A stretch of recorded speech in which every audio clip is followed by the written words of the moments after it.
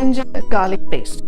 This is another important curry paste that is used in all the Indian curries. You must have heard chefs saying ginger garlic paste.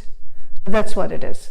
And the proportion of ginger and garlic is, you just have to be careful with the ratio of ginger and garlic.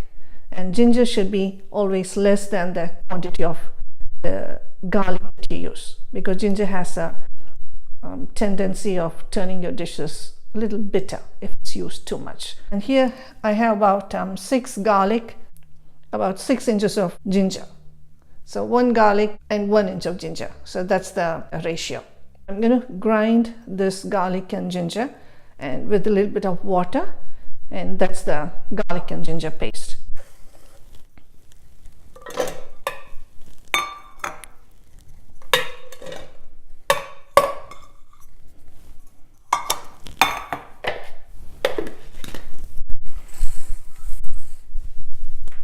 Here is the ginger and garlic paste, and that's very easy. You just have to grind ginger and garlic, that's it.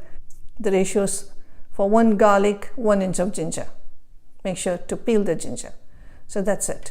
And you can put it in the fridge, bottle it and leave it in the fridge. It can stay good for about 2 weeks. Okay, I'll be back soon with another interesting recipe. Until then, take care and thank you for watching.